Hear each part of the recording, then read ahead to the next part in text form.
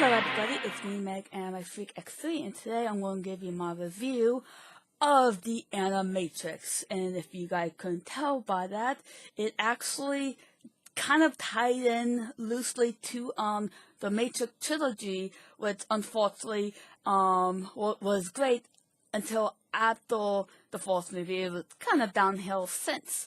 But, the reason I bring this up is that, if you ask me, the Matrix movies were actually one of the earliest science fiction movies that I can remember. Which is saying a lot since, I kind of grew up with Star Wars and Star Trek, but that's a story for another day.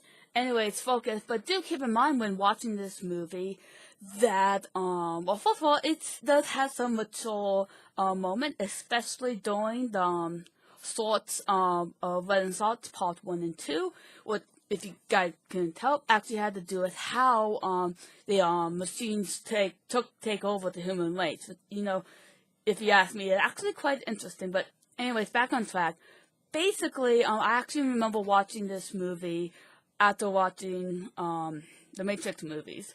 And, well, it's kind of sad that, that this is probably the closest we ever get to an actual feel of the fourth movie. Anyways, do keep in mind that this movie has sorts, like 9 sorts in particular. It's not a whole movie, but either way, if you ask me, I actually did enjoy all those sorts. But anyways, each sort does have their own style. So, you don't get confused, which one is, which one's starting, which one's ending. And even then, they're actually quite memorable. Each of the styles is really, really, specific only for that sort. And, I'm not going to go too much into who behind this project, but it just showed you of what kind of people were behind this movie. Which, well, if I believe correctly, it was like Ninja Scrolls and maybe the guy from Cowboy Bebop. I think that's only a few. But anyways, gotta say, each style does reflect the story that it's telling, and which was really hard for this review because, at least for me, because I didn't know what to say about the story and the animation. Because it's kind of hard to pinpoint since there are like 9 stories in total.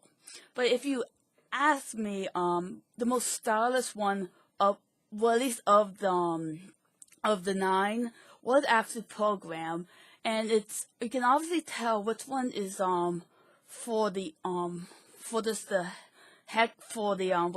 animation, and what is adds to the overall story of the Matrix. But yes, do keep in mind that all the animated shorts are actually about roughly like 10 minutes at the latest. But, if you ask me, it's actually, it's just enough that it's satisfying that, they don't need, didn't leave anything out. And if you ask me, I think this was the perfect runtime, at least, one of the better examples if you want to do shorts, for anything. It wasn't too much, but it wasn't too little. It was just right. But even then, some of the sorts are actually better than most. It's especially like I said with the animation and story department. Some of them are more story driven. Some of them tell story, but it tells through the artwork. But if you ask me if I can choose 3 out of the original, out of the original 9, I would probably choose Program, Beyond, and a detective story. The detective story had to do with this one detective that, is hired, I'm not gonna say who because it's kind of obvious, but to, look for this one person called Trinity.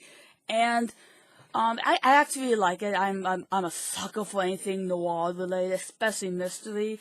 But it's really focused. Even though might be focusing on the art, it's actually a bit more story driven than one may think. But yeah, another sort I want to bring up is actually called the Second Renaissance, Part 1 and 2. It had some mature things, and I'm not going to bring it up because, YouTube guidelines. But, just keep in mind when watching this. But actually, if you guys didn't know, this is, potentially bring up what may have happened, leading up to the, Matrix trilogy, but I do not address the second or third movie. There's a reason for that. If you ask me, I think that all the collection of the short stories adds so much to the Matrix universe than the second and third movie combined, and I actually am afraid to say that it's got the overall. It can't even rival the fourth movie, I believe. But the reason I say that is that they took the concept of the fourth movie of how we actually got into the Matrix in the first place, or at least the overall movie. I am not gonna go too much into it, but but it's like the overall feeling. I feel like I was rewatching the Matrix for the first time. It was, I don't know how to describe it, but it was enjoyable, and I actually didn't mind rewatching it several times over. And do keep in actually, if you ask me, the sorts do add more layers to the overall mind puzzle that the Matrix brought up. And I'm not gonna go too much into it, but there are some, I think it was the last sort that do bring up something particularly interesting. It's like there's these group of hackers that want to reprogram these basically what they did to what the machines do to the humans. So basically is they kind of go into that, but also that one's really trippy. So so if you're don't like trippy stuff, avoid the last one. Anyway, I actually would recommend this. But do keep in mind that maybe one sort or two might need maybe to be watched in more than one sitting. I know I had trouble with that. It was the CGI one, which is the very first sort that you actually will watch. I didn't really get it at first, but I think it's up to the person to elaborate what happened, at least for that particular one. But I gotta say, the world record, I actually unfortunately I did watch it the second time, and I actually got it, and I really did appreciate what it brought to the table. Anyways, I've been Meg, Anime Freak X3, and I hope you guys have a nice rest of the day.